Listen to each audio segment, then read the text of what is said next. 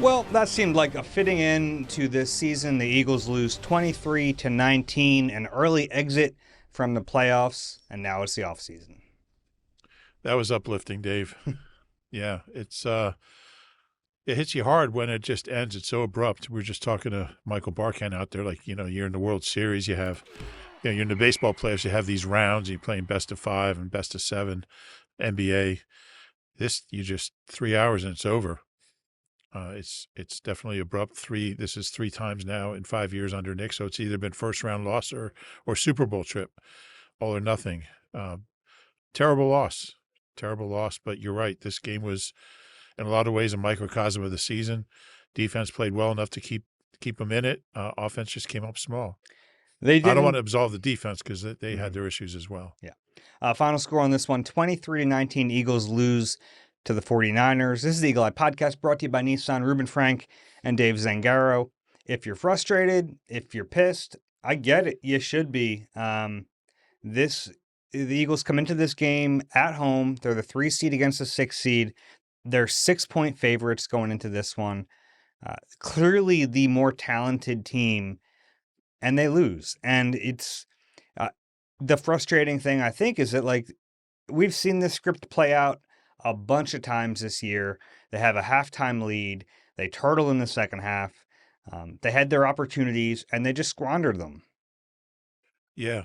This is 4 games that they led going into the fourth quarter this year and lost. It's only the second time in Eagles history that's happened 4 times in a season. So they just turn into you just see the same thing over and over, that they move the ball in the first half, maybe score, but they have 13 in the first half. Yeah. It was 13-10 at halftime. And then it just look awful. I mean, their second half possessions just punt, field goal downs, and just nothing, no fire, no juice. Yeah, and they got help, like, in that second half. I looked at these possessions. Great field position. The first Quinyon Mitchell interception gave them the ball at their own 48-yard line. They punted there. Then they got the ball at the plus 46. They got a field goal on that one. And then the second Quinyon interception, they got the ball at their own 38, and they only got a field goal. So you had 3 possessions with great field position in the second half, and you couldn't capitalize on it. Like, and their other 2 in the second half started at the 35 after kickoffs, which is, not bad field position. Not like you're on your own 6. Yeah, you got to do more with it. And they had that long touchdown drive in the first half. One of their best drives of the season, 94 yards, 16 plays, 9 minutes. After that, punt, field goal, downs. Where does it go? What happens? Yeah, I don't know. I don't think it's just one thing. Obviously, a bunch of the criticism is going to point right at the offensive coordinator, and it should. Now, is that the only problem? No, but we know the way this league works. We know who is expendable, who might not be, and the offensive coordinator in this scenario is very expendable. Yeah, and I think, like, I don't think Nick should be, without blame on this either. It's his offense, it's his team, it's his scheme. But when I look at game after game that they just don't do anything in the second half, I look at Kevin Patullo, and there's other factors, and some of it's execution and penalties and, all that stuff. But he's the number 1 culprit in my book. Yeah, and look, like, you're right. I don't think Nick Sirianni is going to get fired. I know that question is going to come up. I think he's built up enough equity, given that he is in line with the front office and ownership about the direction this needs to go, which, we don't know that yet, but I think he has enough built up equity to survive this exit. But, like, coaching to me was the biggest issue with this team. It wasn't talent. Now, maybe their talent wasn't as good as we thought it was, given some injuries and this and that, but, I mean, they were the more talented team at just about every position on Sunday, and they lose the football game. The only place to point is coaching. Yeah, you're right. And I think they were the more talented team. I mean, gosh, the receivers the Niners were throwing out there who had big games are just like journeyman guys who bounced around and, never had Demarcus Robinson, 6 for 111 and a touchdown. That's inexcusable. Demarcus Robinson? This is a guy who... And you can't get A.J. Brown and Devontae Smith going? Yeah. I mean, Demarcus Robinson's been in the league a long time. I think he had one good year with the Chiefs like 9 years ago. First time with the Chiefs. He's bounced around like 5 different teams. Yeah, he didn't have 61 yards in a game this year. Then he had it on one play. Mm-hmm.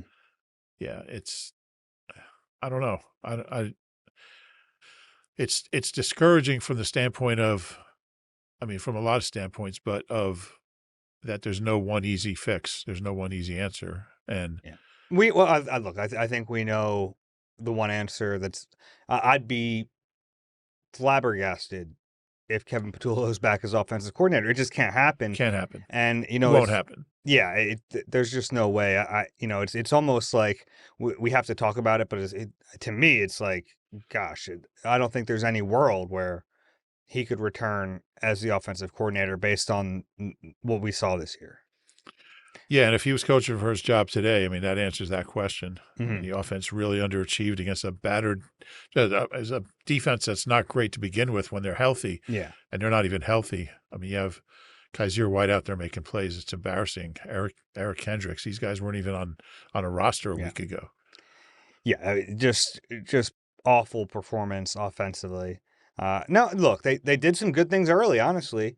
And that kind of makes it more frustrating. And it's kind of the microcosm of the season because we saw it in glimpses here and there, and they were never able to really be consistent with it. But there were some good things. There were even like fun wrinkles offensively that, I don't want to like give them flowers after a game like that. That's not what they deserve. But to me, it's the fleeting nature of it, right? Is Yeah. like, man, okay, Devontae Smith's in the backfield. It's working. They're getting him in space. They're doing things that work. And then they turtle in the second half, and it all goes to hell. Yeah, I don't know if I've seen, they got outscored this year. I think it was, I have it here in the fourth quarter. Let's see if I can find this real quick. I can't do anything real quick. Okay, well, I'll keep There, talking a little bit yeah. to give you some time. How's that even possible? Uh, it, I thought they actually did some good things in the run game in this one too, which is even more frustrating because all season we're like, when's the run game going to get going? And in this game, they actually did some decent things, and it still didn't matter. Yeah.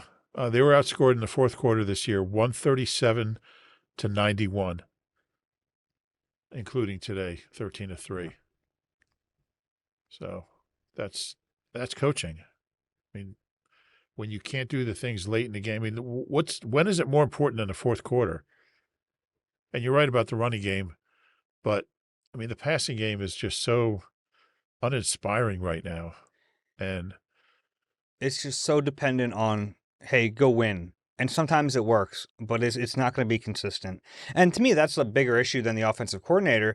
And that's kind of the situation that they've set up here with the head coach because, like, his scheme isn't good enough, the head coach. yeah, So you can't have a guy running his scheme. You need to have a Kellen Moore. You need to have, and there are some good candidates out there, an offensive coordinator who can bring his system in, yeah, run that system independently of the head coach, which is not a great setup. It just isn't, because it creates this revolving door that we've already seen happen. But like that has to be the model. They have to go, and it's not even like Kellen Moore's offense was tearing it up last year. They ended up getting hot at the right time, and they won a Super Bowl, and that's great. But that has to be the model going forward. yeah. There's no doubt. And there's some good names out there. I don't know if it would work from a human standpoint. Like, is Nick Sirianni going to want a guy to come in and bring in an entirely new scheme? I don't know. I don't think he's gonna have a choice. I think that would be the right call. But like you said, he does have some equity built up because he won a Super Bowl 10 months ago, 11 months ago. Yeah.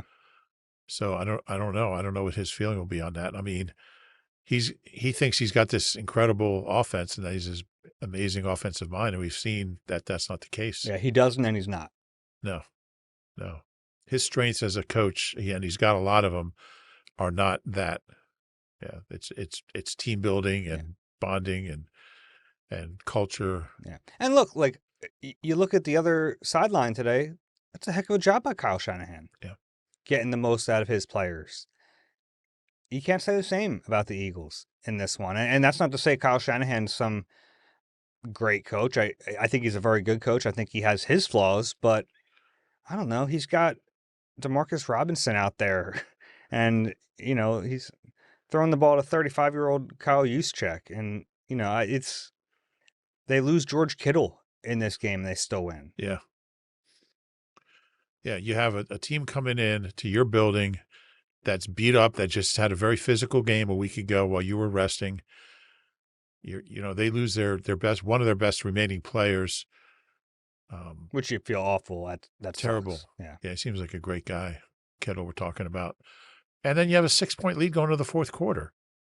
And you can't win that game? Yeah. You got to win that game. Got to win that game. Yeah. And we'll talk about the defense in a little bit. I guess we should go through the offense a little bit. Saquon had 26 for 106. Jalen Hurts, 20 for 35, 168 yards, 1 touchdown. I didn't think he had a great game, but he was victimized by some drops. Let's talk about A.J. Brown. Yeah. I mean, it wasn't good enough. No, you want to call yourself the best receiver in football. I mean, You got to make those plays. there was 3 of them that, the 2 posts that one, you're right, there was DPI on it. I watched the replay, but catch the ball. Hit you in the hands, you got to catch the ball. And then Dallas Goedert bailed him out on that 4th down play because he dropped one on 3rd down And on the last drive. That might have been the easiest catch of them all. Yeah. And then he didn't talk to the media after the game. He did not. I approached him. He was like shaking some hands and dapping up some of his teammates. I said, "Hey, AJ, do you have a minute?" And he said, "I'm about to get out of here." And he left. Which, look, normally I hate making it like that guy didn't talk to the media. Look, this is a situation where he hasn't talked publicly in months, which, whatever, that's fine. You play a game like that, you call yourself the best receiver in football, you drop passes in crucial situations. I think you got to stand there and talk about it. Yeah, and not for us, but for the fans. It's not for me. It's like you got to be accountable. We can do our job without a quote from A.J. Brown, certainly. But, yeah, you got to be accountable, and fans are paying your salary, and you owe it to them to explain what happened and how you dropped those passes. Yeah, and, it's and he had the little dust up with Sirianni on the sideline. We got to hear one side of that. We didn't hear from him. Yeah. I don't want to make too much of that thing, but that's not great either. Bad look. Yeah, it's a bad look in a playoff game. Yeah. To have your star receiver and head coach yelling at each other. And it looked like Nick was just, and Nick confirmed this, he was telling them to get off the field because they were kind of lollygagging getting off the field. They had to punt the ball. But, yeah, like, you don't want to see AJ then, like, say something back to him. Get off the field. Yeah. Yeah, that was a bad look. Can we talk about Jalen? Yeah, sure. You mentioned Jalen. Yeah. And I don't think he was the biggest problem, but, yeah, he just wasn't. And obviously AJ could have helped him. The one that Devontae was kind of high. It would have been a very tough catch, but we've seen him make it. Mm-hmm. But he just didn't seem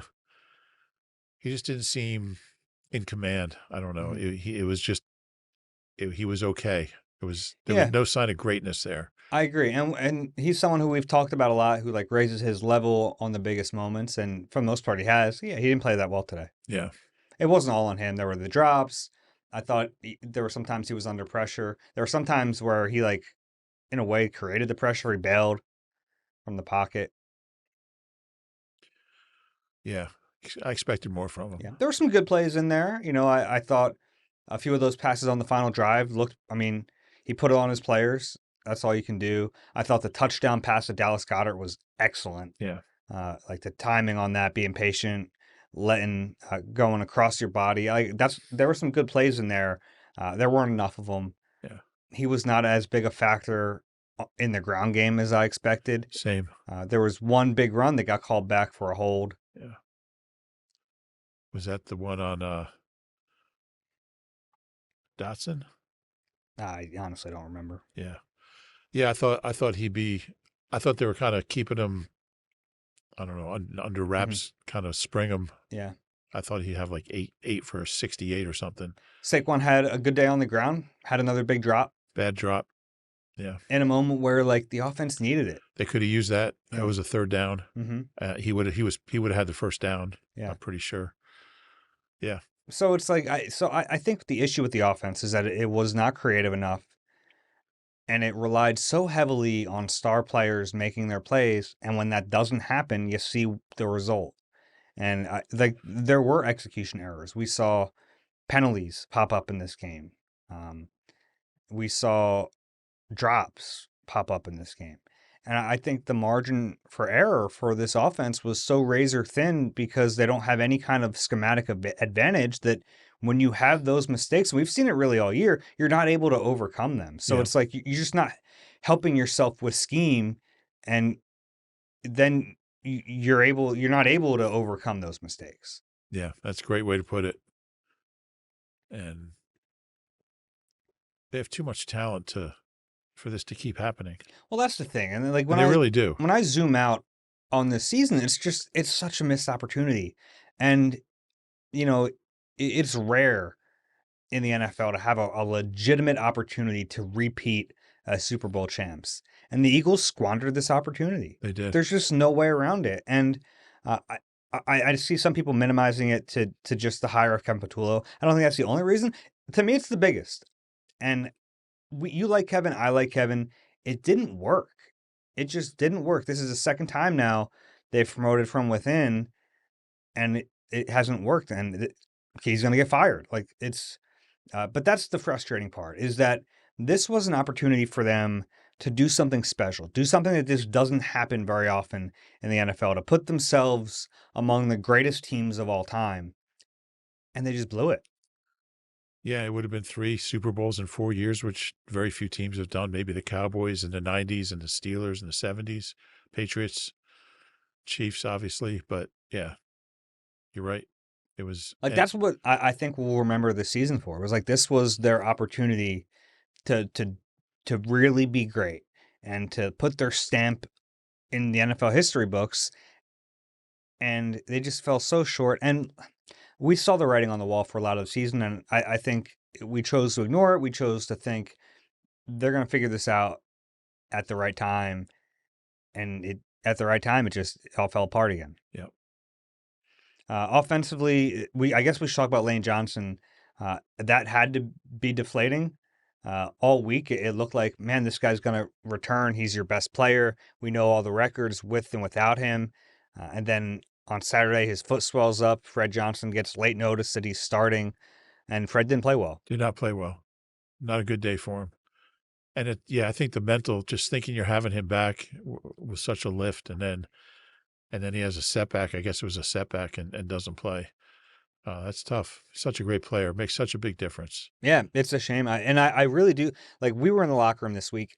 How excited were his teammates? Like, there was you could feel the lift that it brought them, having this all-pro future Hall of Famer back on the field. And you go through all week thinking you're going to have him. And then, late in the week, you find out, oh, actually, you don't have him. I think it's natural for that to be deflating. Yeah. As much as they like Fred, as much as he played well enough at times this year, he ain't Lane. No. Yeah. We saw that today. Dallas Goedert scores touchdowns, I guess. That's good. Yeah. I thought he should have had. How many targets did he have? 5? 7. Okay. He caught 4 for 33 yards. I guess that last play. Can we talk about that last play? Sure. Yeah, let's talk about that. And that whole drive, I didn't have a lot of confidence in them going into that drive. Hey, but then they started to move the football. Yeah. And you're thinking, okay, they've got a shot here. Now they do need a touchdown because there was a missed PAT early on in this game that kind of haunted them for the rest of the Those game. have a funny way of staying with you. They do. Just Yeah, and it stayed with them this whole game. And then at the end of the game, you need 4 instead of 3. It really changes the whole dynamic of what you're doing offensively. But they got down to the 20. Yeah, was there a moment where you're like, oh man, they might do this? No. Never? I never did. And I think part of it is it just didn't seem like Jalen had it today. And I don't know. I just didn't have any faith in them scoring. The 4th and, what was it, 4th and 5, and they hit Goddard for the 15-yarder. That was the moment where I was like, oh. That was right after AJ's drop. That was after AJ's drop, because the AJ drop felt like, oh man, it's over. Then they get the one that Goddard, and then the 10-yard pass to Devontae, then the 15-yard pass to Devontae. You're at the 20-yard line. That's as far as they got. Yeah, so fourth down, they call a timeout. This is like fourth and 2026 or 2025. It's the year is 2026, but it's 2025 season. It's Okay. like fourth in the year. This is like where you bring out your best play.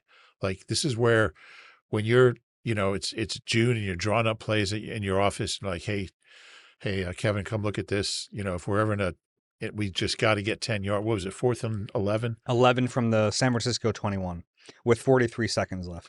So this is where you have your best play. And they called a timeout, and we saw Kevin and Nick talking with Jalen, and the play had no chance. It was a zero chance play. Nobody was open. I don't know.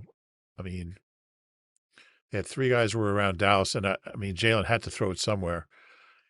I don't know if he could have extended the play and make it a scramble drill. And guys are running around. Maybe you have a chance to find someone, get someone open. But it was a play had no chance. I don't know how that's your best play. That in the season is on the line. Like if you don't get to 11 yards, your season is over. You've lost a playoff game, and that's your play. Yeah, it's kind of telling about this offense, right? Like they don't have a gotta have it play. Yeah, how is that possible? Yeah, not great. And that's the game. I mean, that was 4th down. That was the ball game. Yeah, I don't know. Offensively, after the game, Landon Dickerson finally admitted that he was going through a lot of injuries. He didn't say what it was. He said that, he tried to play through them because he doesn't want to let the team down. He didn't play well all year. And I think that's one of the biggest questions I have going forward about him and Cam. Yeah. Was this a one-off year where they're injured and then next year they're healthy and they bounce back and all is good? Or like, is there legitimate fear that they are no longer going to be those players? And that is a scary thought. They are relying on those two to get back to form, and I just don't know. Yeah, there's no way to know. Landon said he doesn't know if he needs surgery or anything. I just think he wasn't in the mood to look forward like that. But yeah, understandable. But yeah, you're right, because this offense, it's really going to be hard for this offense to be elite without those guys being their Pro Bowl selves. They're both multiple Pro Bowlers, deserving or not, they are. Yeah. Yeah, serious questions about the offensive line. I don't know if Lane wants to play again. I don't know what he wants to do. Sure, you have the question about Lane. You have Cam and Landon, and then Tyler Steen. Was he a free agent? One more year? I think he's got another year. One more year? So, okay, so you got your right guard back. But if you want to, if that's who you want, I don't know. Yeah, you're right. He has one more year. And then Jordan Mailata, I didn't think had a year up to his standards. Yeah, I don't think he was bad, but no, but he wasn't. He wasn't last year. Wasn't the guy who we were like, man, he got snubbed for Pro Bowl All Pro last year. Yeah, it wasn't that guy. Yeah, so and maybe that's tough to be that guy when everything else is in shambles around you. But yeah, this is like the first time you're going into an offseason where I just have no idea what this offensive line is going to look like next year. Yeah, it's not like they have any like high picks waiting in the wings. No, you have some guys who are like project type players that maybe one of them works out. They're dart throws, which I think at times they've all, like in training camp or whatever, they've all shown like something, but you have no idea. No. And that's to me, that's scary because like the offensive line has been the strength of this offense for a lot of years. And maybe it was able to cover up some of the deficiencies with the scheme and the system, but yeah, I don't know if you can rely on that. Yeah, without an elite O-line, this is not a great team. Okay. Is there anything else on offense you want to talk about? No. Okay, let's take a break. We come back, I want to talk about defense, special teams, and then maybe we'll zoom out and try to figure out where they go from here. You deserve a car that thrills you, a car that puts goosebumps on your goosebumps. At Nissan, we've got everything from turbocharged SUVs to 100% electric vehicles that'll make your heart beat faster. Experience the thrill for yourself and shop your local Nissan store and nissanusa.com today. Back on the Eagle Eye podcast brought to you by Nissan, Reuben Frank and Dave Zangaro. We talked about the offense. Let's flip it over to the defense. Got off to a really rough start in this game. That first drive, 6 plays, 76 yards, 309. Quinyon Mitchell gets victimized. Like he just 3 passes he gave up, 2 to Demarcus Robinson, 1 for 61 yards, and then the touchdown. You're thinking, uh-oh, what's going on here? After that, they did settle down. They did. That last drive was a tough one. That's when they needed to be great, and they weren't. Mm-hmm. But yeah, you look. I mean, they gave up touchdowns really on 2 of their last 3 drives. yeah, gave up 13 points in the fourth quarter. Could have been 14 if dude made a PAT. But yeah, they were okay. They didn't pressure Purdy. Q got the 2 interceptions, which was huge. Mm-hmm. One set up a field goal. Didn't make enough of those takeaways. You want to get 7s there, but I thought the defense was okay. I don't think they were great. And this is something we talked about going into the playoffs. They had to be great. Yeah. It puts a lot of pressure on the defense when the offense stinks. It's like they have to be lights out all the time, and when they're not, you see what happens. But look, I still think the defense did enough in this game, and that's maybe people are going to disagree with that because they gave up some touchdowns in bad moments, but they also got 2 takeaways that the offense didn't do much with. Right.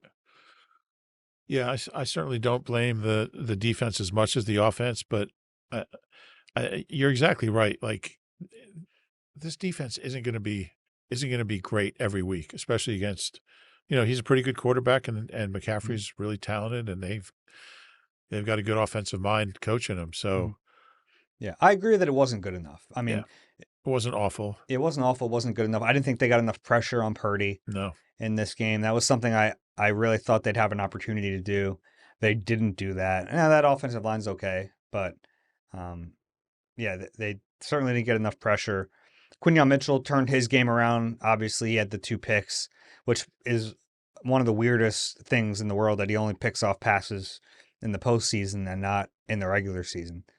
4 interceptions in 5 postseason games, none in however 32 regular season games. It's crazy. He's actually got the second most Eagles interceptions in postseason in history. It's crazy. Behind only Herm Edwards, who had 5. And he's tied for last in regular season interceptions. So I can't figure that out. He has to be tied. You're right. Yeah. He has 0. Yeah, tied for last. So it's an odd stat, but he was. I like how he bounced back. Yeah, he bounced back, had a few pass breakups. He had that one pass breakup on Kittle on the second drive, right? And you could tell how much that meant. Like he was fired up. He was after that one. Yeah. Did you talk to him? You have a chance to? I didn't. No. Yeah. But I mean, look, the defense didn't play well enough either, and like that's the situation. It sucks for them to have to like have such a razor thin margin for error, but we heard it from them all year. Like we pride ourselves in being that defense that can be great no matter what. And you watch like the Seattle. I told you I watched that Seattle game and thought, man, the Eagles defense can have this type of performance, and they gave up more points on the first drive than Seattle did in the whole game. Seattle gave up 3 in that game. Yeah. Seattle's defense is better than theirs. Mm-hmm. Just are. Yeah. And that's not to say like I thought they did some good things. But it, I thought they'd be able to pressure Purdy a little more. Yeah, that was disappointing. And there were a few times where I guess they got some QB hits. Actually, only 2 QB hits in this game. I think Nolan had 1. Nolan had 1, and then Carter had the sack. And Carter had a few reps where he just like won and just killed his guy. But yeah, there wasn't enough consistent pressure. Purdy did get out of some stuff. He ended up like having a few scrambles for a few yards where he just like escapes and makes a play. But I guess they did a good job against the run. Yeah. McCaffrey had 15 for 48. So he hurt him through the air. He did. He had 6 for 66 and the 2 touchdowns. And hey, like the trick play was a good call. That's just good coaching from the 49ers. And when's the last time we saw anything remotely interesting from this offense? Just like run something different. The only thing today was like using Devontae in different ways, which But, worked. like we saw the Bills do that hook and ladder. Hmm. You know, we see teams like run plays that are and have success with them, plays that aren't that you haven't seen before. Yeah. When's the last time this group did that? No. But we're talking defense right now. Yeah, sorry about that. We'll get back to the defense. Yeah, I thought it was a disappointing day for the pass rush. I thought the linebackers got exposed a little bit in coverage. Do you agree with that? Yeah. Uh, and then the secondary, there was there were chunk plays in this game that they gave up. Yeah. And this is not an offense, the 49ers offense, that was getting chunk plays all year. So that's troubling too. Yeah. Yeah. That three pass plays of 25 yards or more. They never do that. They don't do that. Yeah, so you're letting them do things they don't do. Yeah. So even if you look at the score and say, 23 points, you should be able to win that. And that's true. But like I said in pregame, like I can't see this offense scoring 24 points that you're going to need to win this game. Yeah. And they didn't. Yeah, it all works together, and Or it doesn't work together. yeah, that's the flip side of it, right? How about special teams in this game? Other than the missed PAT, I thought they covered punts Yeah. and That kicks well. PAT was big, though. Yeah. This is we talked about it. It followed them the entire game. It did. At the minute Jake missed that PAT, you're going, It's gonna catch up to him. yeah. And it Yeah. did, man. Like Yep. that was brutal. Now I thought the rest of the special teams was fine. Yeah. It ended up like Braden Mann had a couple of good punts, although one was a touchback. I thought they covered kicks and punts pretty well. Yeah. Jake made 2 field goals. That's good. Yeah. What do you think happens in the offseason? I think they got to go get a kicker. Yeah. Yeah. I mean, he's just missed so many kicks, and I don't know. I mean, he's 5 for 15 from 50 and out over the last 2 years. It's worse than the NFL. Mm-hmm. And those are money kicks. Those are kicks. I mean, guys are making 65-yarders now, and he's 33% from 50 and out. If you can't make that kick, you really shouldn't be in the league. And he's also missed now 4 PATs in the postseason in the last 2 years. Yeah, he missed 3 last year, which he made all but one of his field goals in the playoffs last year, but he did miss some PATs. Yeah. And that's the problem when your offense stinks, is like you can't miss a point. You can't give away points. Yeah. Yeah. So like he's had a great run here. Been here since 17, won a couple Super Bowls. One of the few guys left from that team, but I think they got to find a kicker they can bank it, they can rely on. Mm-hmm. I feel like we've run out of stuff to talk about. We're 33 minutes into this. It's a lot of the things we feared would come back to bite them came back to bite them. Yep. Yeah, exactly. It played out exactly like we feared. Mm-hmm.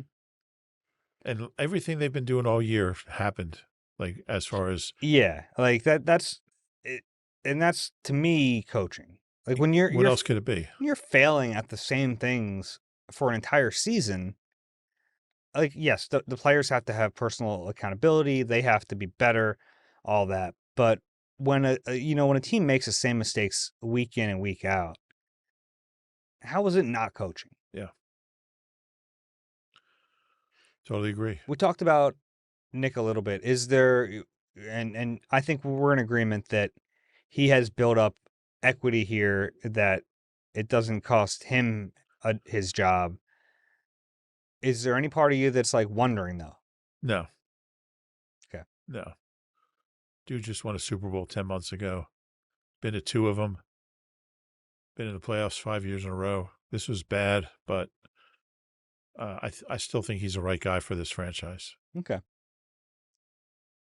Now the only who are you going to get who's going to be better? Yeah, I don't know. Maybe someone who has an offense. Well, that position will be open, I would think. But yeah, I mean, some of the top guys won't be available for a coordinator. I think Stefanski's going to get a job. Mm-hmm. I don't know about the dude in Miami, if he'll be available. I think he'd be a heck of a coordinator. McDaniel, I don't know what the dynamic would be. I guess it's different when I'm thinking with him and Vic. Yeah. That obviously didn't work out for their year together in 23. I mean, if you're looking for a positive about the early round exit, there might be an opportunity to get a better qualified offensive coordinator. You think back to um, going into 2023, they obviously had the Super Bowl run. By the time they lost out with the whole Gannon fiasco, they lost out on their chance to hire Vic Fangio then, and they had to settle for Sean Desai. The hope here would be that they're able to move quicker this time with the offensive coordinator to get a better candidate than a Sean Desai level. What would it take to pry Coach Matty from Columbus? Well, if you get Coach Matty, he'd be a great help to Vic. He'd run the offense too. Maybe special teams help Michael Clay a little bit. Could do anything. Matty Patricia. Yeah, I don't see any scenario where Jeff Lurie fires his head coach after this. So I generally agree. I think the only scenario is that there's a, and this is what got Doug fired, is there's a big disagreement on the future of positions on the staff. And we've seen Nick be more willing in the past to yield, but he's also won a Super Bowl since then. And he might feel a certain type of way about it. Now, I don't know how Nick can watch this offense and argue that, For Kevin you know Pattillo. what I mean? Like, Yeah. there's just no way he can argue that, I don't think. But I don't know what's going through his head. He did admit after the game that they'll evaluate everything. He did not. He had an opportunity to be like, "Hey, I trust Kevin. Not that you should do that anyway, because it makes you look bad if something happens." But he had an opportunity to really say, "No, Kevin did a great job." And he didn't say that. He said, "We're going to evaluate everything," which Yeah. tells me he at least knows what has to happen here. You better know. I mean, But that's the only route I think that yeah. could lead to that level of a change, is if him and ownership don't see eye to eye on the future, which is exactly what got Doug And even fired. Doug he got 3 years after the Super Bowl. Like he coached 18, 19, and Mm-hmm. 20. Yeah. So, he had 3 more years. So, Yeah, my point is, like, there was a disagreement on staffing right. No, eventually. I get Yeah. it. But it took longer to get to that point. Mm-hmm. Do you want to do a Dave's Positivity Corner? Not really, but sure. Okay. I mean, we probably should. Okay. I don't have a whole lot, but Okay. yeah, we'll find something. Dave's Positivity Corner. I will start with Quinyon Mitchell, who we already mentioned, but he ended up playing well. You want to see a corner bounce back from a bad few plays, and he did that. He's still young. He's already elite, an all-pro along with Cooper DeJean. Uh, you feel good about those two as building blocks. No doubt about it.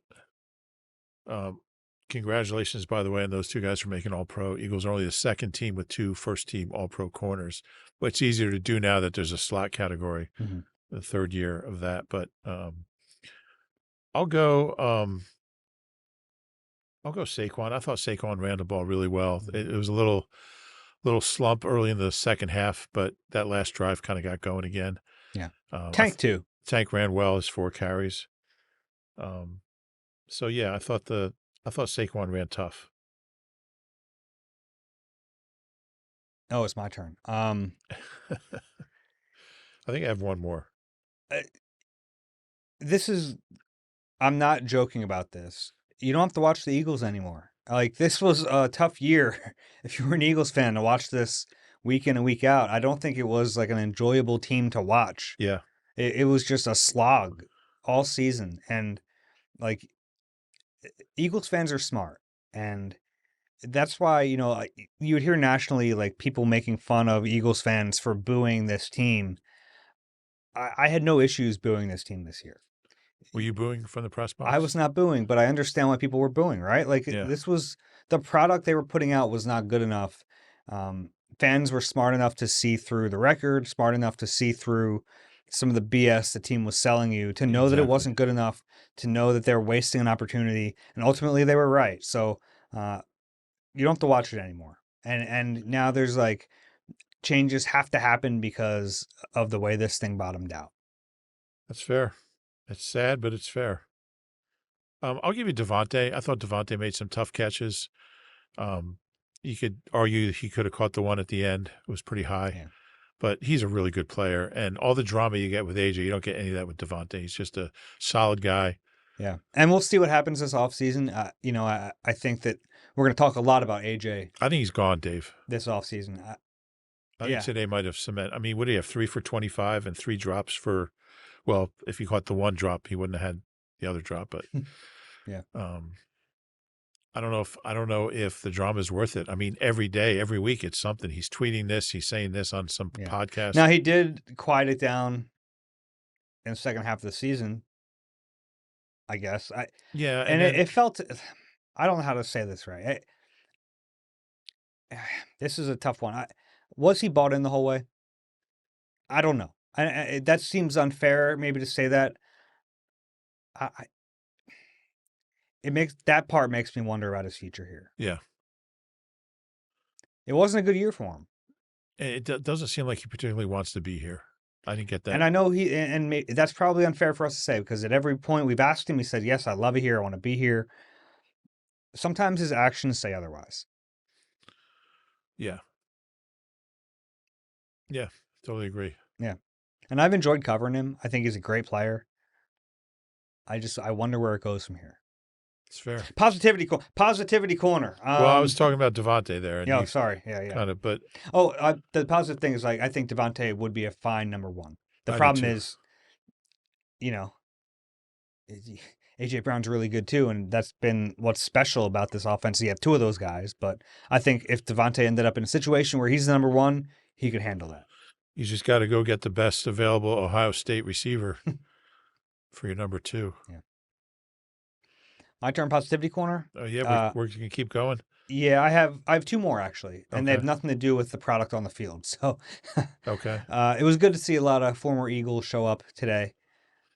Fletcher Cox was the honorary captain. Jason Kelsey, Alshon Jeffrey, Corey Clement, Avante Maddox, Darius Slay. Slay actually did an interview with John Clark while the Bills were still playing today. It was amazing. Which is very funny. His team, the team that owns his rights, was playing in Jacksonville, and he was. It was at on the big screen above him. He didn't even look up there. Yeah, I don't think he's real invested in how the Bills do. It was a nice win for Sean McDermott and those guys, by the way. Yeah. I have one more positivity corner. Do you really? One more. Like I said, nothing to do with the product on the Okay. field. This was actually literally above the field. Lincoln, the bald eagle today. Oh, Talk about someone rising to the level in the playoffs. Maybe his best flight of all time. Lincoln really came up huge. Oh my gosh. Just really hammed it up, which is what you want from the eagle. Hammed it up, flew all around, did a beeline across the field, over the flag. Yeah, it was a great flight. Do you get any video? No. It's a shame. Lincoln makes the positivity. That's how bad things were. We ran out of things. Among your positivity things were not watching the Eagles and a bird. Yeah, I'll give you one more positivity corner thing. What do you got? We had a good season. Us. Yeah. The podcast, the viewers, the listeners. It's been fun. Hope you've enjoyed it as much as you can. We have nothing to do with the product on the field. No, we're not responsible.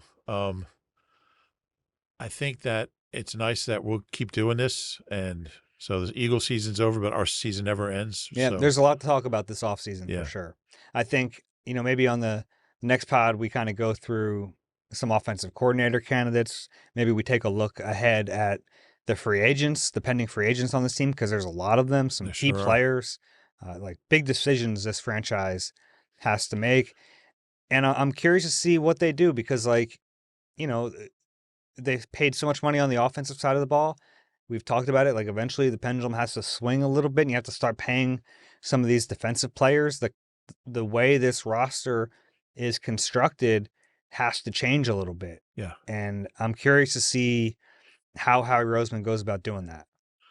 Yeah, that's kind of going to be the story of the offseason is how much of this defense he can keep intact because it is a good defense. And at times it was a very, very good defense. So That's going to be a challenge for him. Yeah. And then look, I guess we got to make sure Vic is back.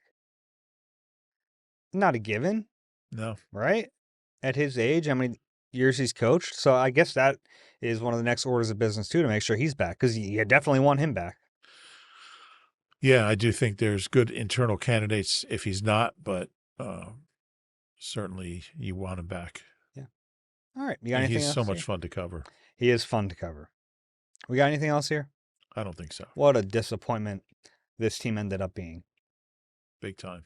If you have a question for us, and I'm actually scared to look at this inbox this week, eagleeyednbcuni.com. That QR code is on the screen. So if you're watching YouTube, pause it real quick, take a photo or hold your camera up to that, send us a question, comment that way. If you enjoy the Eagle Eye podcast, please rate and subscribe wherever you get your pods. If you're watching on YouTube, click the like button and subscribe there as well. Remember, you're rating and reviewing the podcast, not the performance of the Philadelphia Eagles. Rube, any final thoughts? No, just thanks to everyone for sticking with us all year, and it's going to be a fun off season. Yeah, we really do appreciate it. It's people listen to us all year. It's a lot of time. I always appreciate, like, this is your favorite team. You care about it so much. You listen to us talk about it. Like, that means the world to us. It does. It's funny at the end of like the actual year, like the 2025 ends, and people are doing all these year end things. That's not for us. This is for us. This is the end of the year. The end of the season is the end of our year. So we appreciate it. Maybe we'll look back at it next week. But for now, we got to figure out where the heck this team goes. It's not an easy thing to answer. It is not. All right. For Reuben Frank, I'm Dave Zangaro. This has been Eagle Eye, brought to you by Nissan. The Eagles season is over. We'll be back with you this week, though, to talk more about what happens next.